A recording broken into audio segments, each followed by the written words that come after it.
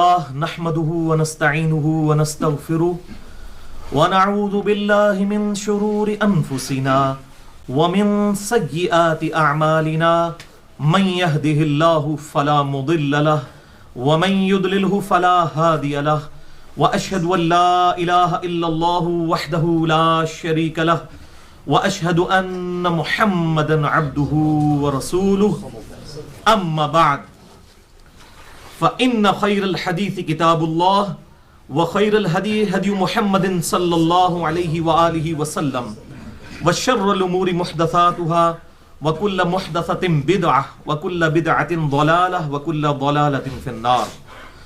أعوذ بالله السميع العليم من الشيطان الرجيم من همزه ونفخه ونفثه بسم الله الرحمن الرحيم.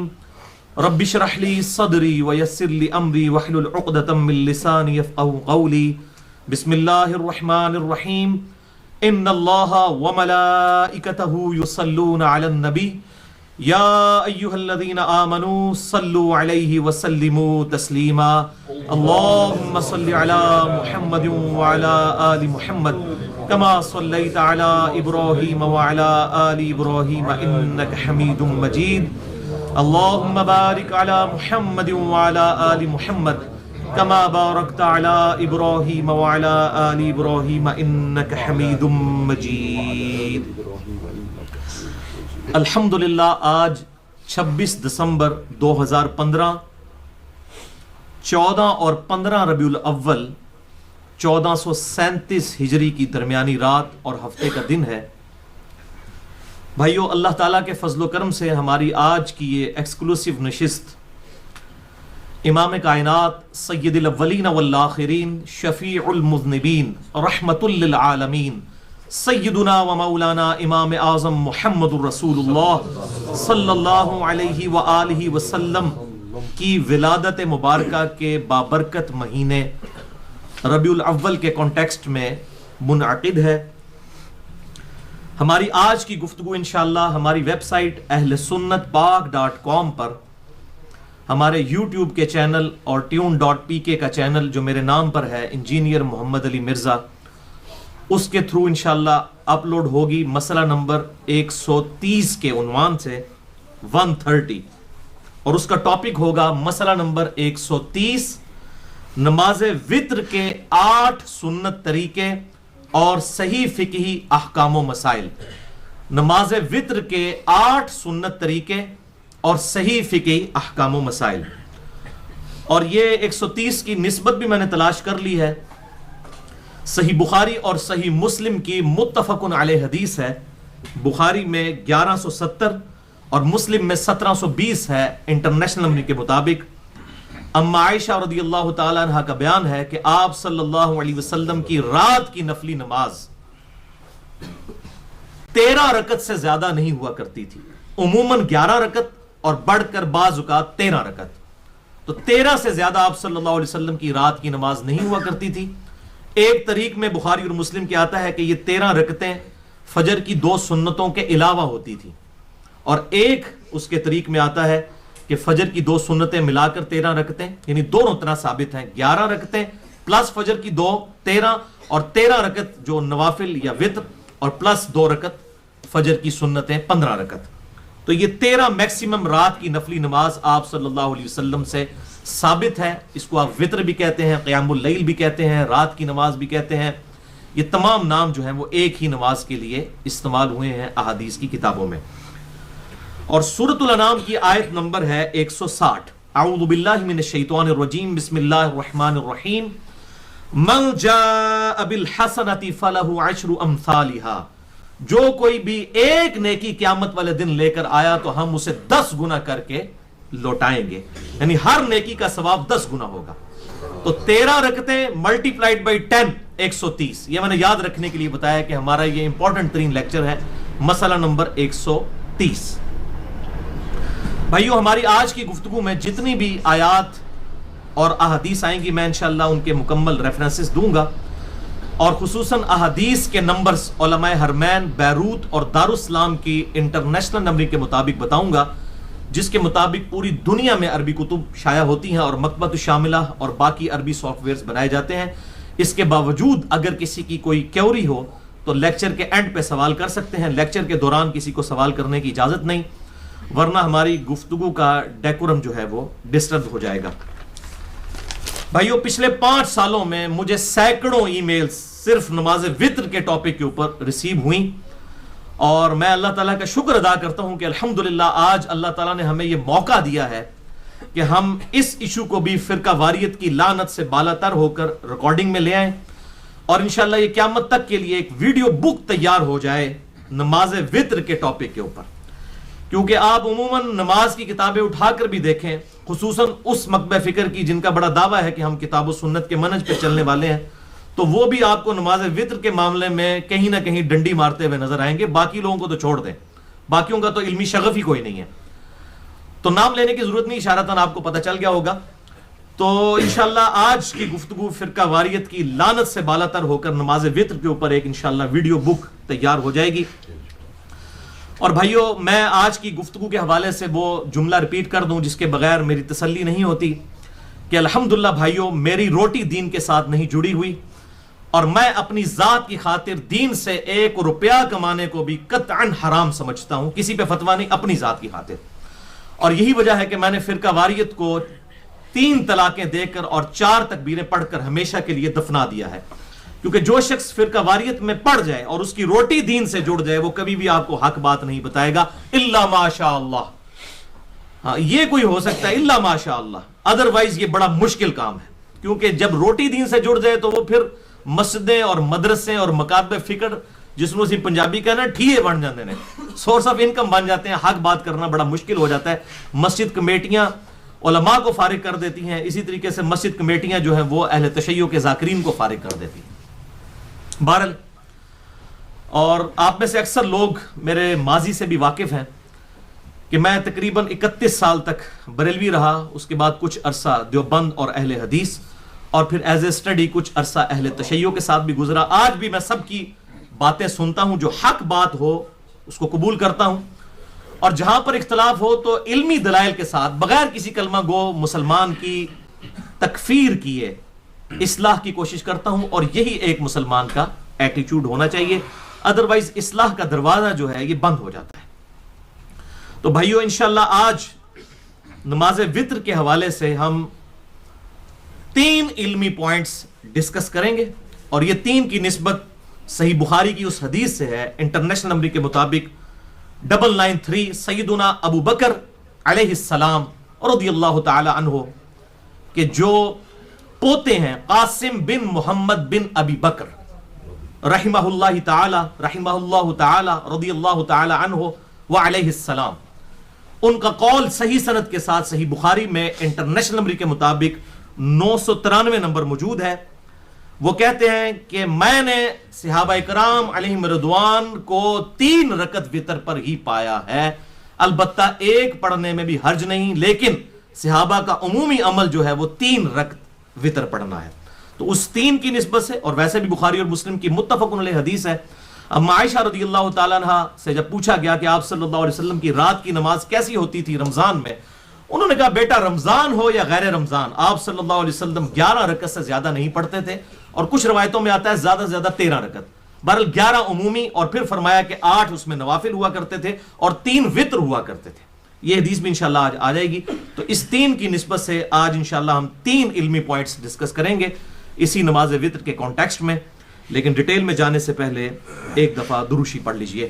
اللہم صلی علی محمد وعلی آل محمد کما صلیت علی ابراہیم وعلی آل ابراہیم انک حمید مجید، اللہم بارک علی محمد وعلی آل محمد کما بارکت علی ابراہیم وعلی آل ابراہیم انک حمید مجید۔ یہ بھائیو 3 علمی پوائنٹس ایک انٹلیکچوئل ترتیب کے ساتھ ہیں، پہلے 2 جو ہیں وہ تھوڑے مختصر ہیں اور آخری جو ہے وہ ڈیٹیل ہے۔ علمی پوائنٹ نمبر 1 وہ ہے بھائیو نماز وتر کی فضیلت اور اس کی اہمیت، اور یہ کہ نماز وتر سنت ہے یا واجب ہے، اور اس کی قضاء اور سفر میں ادائیگی کا کیا حکم ہے، یہ انشاءاللہ ہم اس میں ڈسکس کریں گے۔ بھائیو عربی زبان میں وترن یا وقف کریں گے تو یہ لفظ بنے گا وطر. کہتے ہیں آڈ کو، جسے ہم اردو میں کہتے ہیں طاق، 1 3 5 7 اس طریقے سے آن ورڈ 99 تک، یا اس سے آن ورڈ جو آڈ فگرز ہیں اس کو عربی میں ہم کہتے ہیں وطرن یا وطر، وقف کریں گے تو اس حوالے سے ہم 5 صحیح الاسناد احادیث ڈسکس کریں گے. پہلی حدیث صحیح بخاری اور صحیح مسلم کی متفق علیہ حدیث ہے. بخاری میں 6410، مسلم میں 6809 اور 6810 انٹرنیشنل نمبر کے مطابق. سیدنا ابو ہریرہ رضی اللہ تعالیٰ عنہ روایت کرتے ہیں کہ آپ صلی اللہ علیہ وسلم نے ارشاد فرمایا کہ بے شک اللہ تعالیٰ کے 99 نام ہیں، 99 نامز ہیں. من حفظها دخل الجنہ، جس نے انہیں یاد رکھ لیا وہ جنت میں داخل ہوگا. اور دوسرے طریق میں آتا ہے من احصاها دخل الجنہ، جس نے انہیں پکڑ لیا، یعنی ٹرو کانسیپٹ آف گاڈ، خدا کا صحیح کانسیپٹ، اللہ کا صحیح کانسیپٹ حاصل کر لیا، وہ جنت میں داخل ہوگا. اس سے مراد یہ نہیں ہے کہ ویسے طوطے کی طرح رٹ لیا، واقعی پھر اس کا عقیدہ بھی اس کے مطابق ہو گیا تو وہ جنت میں داخل ہوگا. 99 نام ہے اللہ تعالیٰ کے. اور اسی بخاری اور مسلم کی حدیث میں آگے الفاظ ہیں آپ صلی اللہ علیہ وسلم کے، ان اللہ وطر ویحب الوطر، اللہ تعالیٰ وطر ہے اور وطر سے محبت رکھتا ہے. یعنی اللہ تعالیٰ خود بھی طاق ہے نا، ایک ہے، تو اللہ تعالیٰ آڈ کو پسند کرتا ہے. بے شک اللہ طاق ہے اور طاق کو پسند فرماتا ہے. الحمدللہ بھائیو، اسی لیے آپ دیکھیں کہ ہماری اکثر عبادات اور اذکار اور وظائف جو ہیں وہ وطر ہیں. مثلا فرض نماز کے بعد آیت الکرسی 1 دفعہ پڑھی جاتی ہے. کئی اذکار اور دعائیں ہیں جو 3 دفعہ پڑھی جاتی ہیں. ہماری نمازیں جو فرض نمازیں ہیں وہ 5 رکعت ہیں، یہ بھی وطر. طواف کعبہ کے 7 چکر ہیں. کئی وظائف و اذکار ہیں جو 7 دفعہ کیے جاتے ہیں. اسی طریقے سے جو تسبیحات فاطمہ بخاری اور مسلم میں آئی، 33 دفعہ سبحان اللہ، 33 دفعہ الحمدللہ، 33 دفعہ اللہ اکبر، اور 1 دفعہ پھر لا الہ الا اللہ وحدہ لا شریک لہ لہ الملک و لہ الحمد وہو علی کل شیء قدیر، 100 کو پورا کرنے کے لیے، یا پھر 100 کو پورا کرنے کے لیے 1 دفعہ اللہ اکبر، تو وہ بھی 33 دفعہ. اور یہاں پر اللہ تعالیٰ کے نام بھی 99. اسی طریقے سے دن رات میں فرض نماز کی رکعتوں کی تعداد جو ہے وہ 17 ہے، جس پہ اہل سنت اور اہل تشیع کا اجماع ہے. فجر کے 2 فرض، ظہر کے 4، عصر کے 4، مغرب کے 3 اور عشاء کے 4، یہ ٹوٹل ملا کر 17 رکھتے ہیں. یہ بھی آڈ وطر طاق بندی. الحمدللہ. بہرحال اس حوالے سے سنت وظائف و اذکار کے اعتبار سے اور اسماء اعظم کے اعتبار سے میرے لیکچرز ہیں. مسئلہ نمبر 111A B اور C، اور اس کے علاوہ مسئلہ نمبر 82 بھی، 109 بھی اور 56 بھی ریکارڈڈ موجود ہے. دوسری حدیث جامعہ ترمذی میں 453، سنن نبی داؤد میں 1416 اور سنن نسائی میں 1676 ہے. سیدنا مولا علی رضی اللہ تعالی عنہ سے وعلیہ السلام، ان اللہ وطر ویحب الوطر، یہ وہی الفاظ جو بخاری اور مسلم میں آئے. بے شک اللہ تعالیٰ طاق ہے اور طاق کو پسند فرماتا ہے. فَأَوْتِرُوا یا اہل القرآن، تو اے اہل قرآن وطر ادا کیا کرو. اہل قرآن سے، اہل کتاب سے مراد امت محمدیہ صلی اللہ علیہ وسلم. اچھا، یہ حدیث جو ہے یہ ضعیف ہے کیونکہ اس میں ابو اسحاق مدلس ہیں اور ان سے روایت کر رہے ہیں، لیکن اس کا متن جو ہے یہ 100% ٹھیک ہے. اس کا پہلا حصہ جو ہے ان اللہ وطر ویحب الوطر، وہ بخاری اور مسلم میں موجود ہے، اور دوسرے حصے کو سپورٹیو سیدنا علی کا اپنا قول موجود ہے، حدیث موقوف، جس کی تصحیح دور حاضر میں 4 بڑے محدثین نے کی ہے. نمبر 1 شیخ زبیر لیزئی رحمہ اللہ، نمبر 2 شیخ البانی رحمہ اللہ، نمبر 3 شیخ شعیب ارنوت، اور نمبر 4 شیخ سلیم اسد.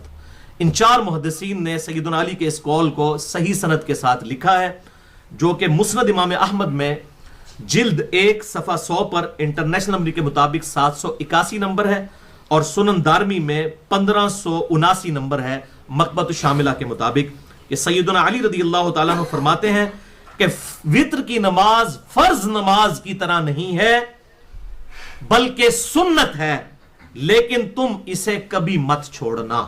یعنی سنت ہے لیکن عام سنت نہیں ہے. یہ سنت تاکیدی ہے، قریب قریب واجب کے ہے، اسے کبھی مت چھوڑنا۔ بہرحال اس حدیث سے یہ بات پتہ چلی کہ نماز وتر نہ تو واجب ہے نہ فرض ہے، بلکہ یہ سنت مؤکدہ ہے۔ جیسا کہ 12 رکعت سنت مؤکدہ بخاری اور مسلم میں آئیں کہ آپ صلی اللہ علیہ وسلم کی عمومی سنت تھی، 2 فجر سے پہلے، 4 ظہر سے پہلے، 2 ظہر کے بعد، 2 مغرب کے بعد اور 2 عشاء کے بعد۔ اسی طریقے سے یہ وتر کی نماز بھی سنت مؤکدہ ہے، تاکید کی گئی سنت۔ تیسری حدیث جامع ترمذی میں 465، سنن ابی داؤد میں 1431، سنن ابن ماجہ میں 1188 ہے، المستدرک للحاکم میں بھی موجود ہے اور امام ذہبی نے بھی موافقت کی ہے کہ ابو سعید خدری رضی اللہ تعالیٰ عنہ کہتے ہیں کہ آپ صلی اللہ علیہ وسلم نے ارشاد فرمایا، جو شخص سو جائے اور نیند کی وجہ سے اس کی نماز وتر چھوٹ جائے، یا وہ شخص بھول جائے اور اس کی نماز وتر چھوٹ جائے، تو اسے چاہیے کہ جب وہ بیدار ہو یا اسے یاد آ جائے تو اس وقت بھی نماز وتر ادا کرے۔ یعنی اس کی نماز کی قضا بھی ہے، یہ اتنی تاکیدی سنت ہے۔ اور ایسی تاکیدی سنت ہے کہ چوتھی حدیث جو بخاری اور مسلم کی متفق علیہ حدیث ہے، بخاری میں 1098 اور مسلم میں 1615، ابن عمر رضی اللہ تعالیٰ عنہما کہتے ہیں کہ آپ صلی اللہ علیہ وسلم سفر کے دوران اپنی سواری پر نفلی نماز ادا فرمایا کرتے تھے، اور اس میں قبلے کا اہتمام بھی نہیں کرتے تھے۔ استقبال قبلہ شرط نہیں ہے نفلی نمازوں کے لیے، جب سواری جہاں بھی مڑے تو نماز پڑھتے رہے۔ اور آپ صلی اللہ علیہ وسلم وتر بھی سواری پر ادا فرمایا کرتے تھے، یعنی سفر میں بھی وتر نہیں چھوڑتے تھے۔ اور آپ صلی اللہ علیہ وسلم فرض نماز سواری سے زمین پر اتر کر ادا فرمایا کرتے تھے۔ تو اس سے یہ بات پتہ چلی کہ سواری پہ فرض نماز نہیں ہوتی، الا یہ کہ کوئی کیٹاسٹروفک کنڈیشن ہو جائے کبھی کہ سواری رکتی نہ ہو یا آپ کے اختیار میں نہ ہو، وہ الگ بات ہے۔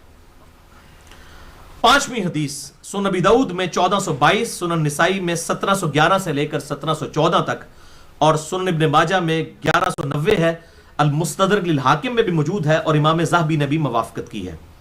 سیدنا ابو ایوب انصاری رضی اللہ تعالیٰ عنہ کا بیان ہے، اور یہ بڑی سخت حدیث ہے، اور اس کی وجہ سے امام ابو حنیفہ رحمہ اللہ المتوفہ 150 ہجری، جو ان کا موقف بن گیا اس حوالے سے کہ نماز وتر جو ہے یہ واجب ہے، تو وہ کوئی موقف پھینکنے کے قابل نہیں ہے، کیونکہ اس کی تاکید بہت زیادہ ہوئی ہے۔ تو ہم اسے واجب تو نہیں، لیکن سنت مؤکدہ ضرور کہتے ہیں، تاکیدی سنت، اور وہ یہ حدیث ہے کہ آپ صلی اللہ علیہ وسلم نے فرمایا، الوتر حق علی کل مسلم، وتر اللہ تعالیٰ کا حق ہے ہر مسلمان کے اوپر۔